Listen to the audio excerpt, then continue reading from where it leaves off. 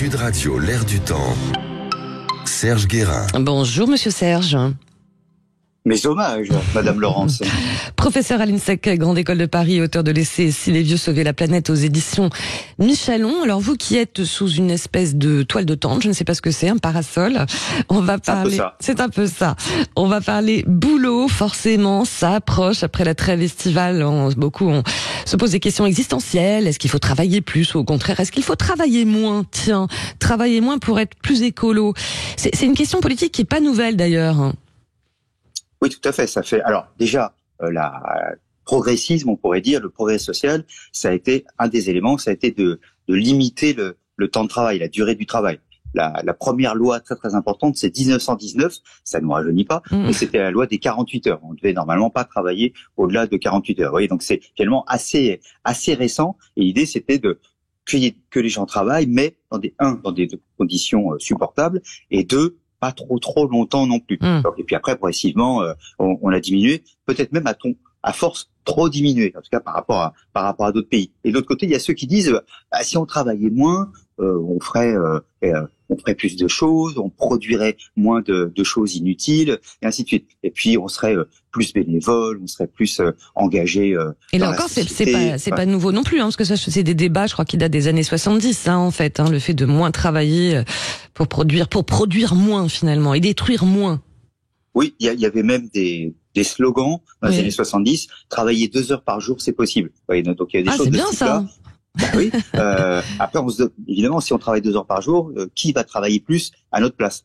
C'est ce qui se pose. Donc, alors, à l'époque, c'était pas du tout les robots, et même encore aujourd'hui, oui. Est-ce que c'est les robots? Est-ce que c'est d'autres personnes qu'on fait venir et qui, elles, travaillent plus que nous? Ce qui se discute quand même sur un plan éthique et sur un plan social. En tout cas, à ces éléments-là, il y a des gens qui disent, si on travaille moins, encore une fois, on sera moins dans la production inutile. D'autres qui disent, oui, mais comme on va énormément améliorer notre productivité, finalement, nos heures de travail seront tellement efficaces qu'il n'y a pas besoin de travailler beaucoup plus. D'ailleurs, en France, ça a été beaucoup le discours. Vous savez, quand on est passé aux 35 heures, on était quand même les seuls au monde à faire ça. Et il y avait un truc, on disait, oui, d'accord, mais nous, on est quand même plus balèzes que les autres. Nous, notre productivité, elle est bien meilleure. Voilà. Donc du coup, on a continué comme ça beaucoup à travailler moins. C'est David Bavrez, il a fait un bouquin assez marrant qui s'appelle Bienvenue en économie de guerre. Et il raconte à un moment donné que nous, les Chinois disent, les Français travaillent 35 heures par semaine, nous on dort 35 heures par semaine. Vous voyez, on arrive à des choses un peu. Alors, je suis pas sûr que ce soit génial non plus.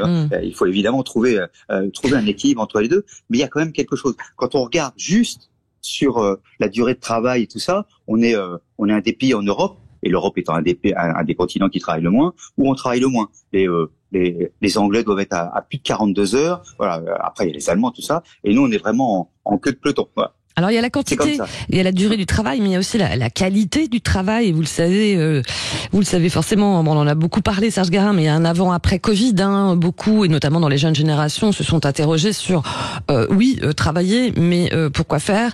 Encore faut-il que ça a un sens, que ça a un sens, et peut-être d'être moins dans les générations d'avant, dans le sacrifice au boulot, quoi.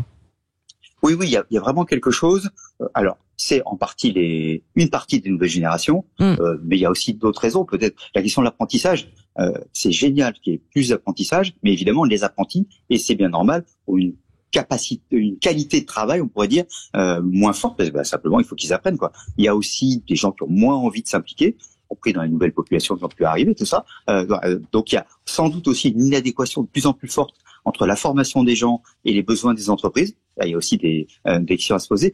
Il y a beaucoup de questions, ce qui fait que pendant longtemps, on a plutôt eu une productivité beaucoup plus forte que nos pays concurrents. Aujourd'hui, c'est plutôt l'inverse. La progression a continué dans un certain nombre de pays, et nous, ça a stagné, voire même ça a diminué. Donc, de ce point de vue-là aussi, il y a des différences. Puis, par exemple, par rapport à la moyenne européenne, on travaille sur une année 3 semaines de moins.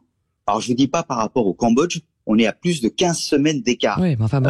Après, le modèle, on n'a pas envie non plus d'être comme au Cambodge. C'est pas ça la question. Donc, du coup, c'est la qualité du travail, la raison du travail, au fait, pourquoi je travaille, et sans doute aussi des questions autour du management, par exemple. Peut-être que on ne sait pas suffisamment impliquer les personnes en France. Une partie des décideurs, des managers, sont encore très, si j'osais, je dirais, jupitériens. Ça vous rappelle peut-être quelqu'un qui est assez connu. Un peu vertical, vous voulez dire? Un petit peu vertical, voilà. Et ça, il y a encore. Alors, il y a des gens qui demandent ça, qui en ont besoin, qui n'ont pas envie de prendre de l'autonomie, qui n'ont pas envie de décider, qui ont envie juste de faire ce qu'on leur demande d'une certaine manière. Mais il y a aussi plein de gens, y compris dans les jeunes générations, qui ont envie d'avoir encore une fois plus d'autonomie, plus d'imaginaire, plus de possibilités aussi de décider, y compris leur organisation du travail. Et ça, il y a des choses qui évoluent, c'est vrai, mais on peut encore une fois s'interroger là-dessus. Et puis derrière, il y a finalement à quoi sert le travail. Mais est-ce que ça sert à quelque chose? Mais en même temps, on oublie que le travail, ce sont aussi des cotisations.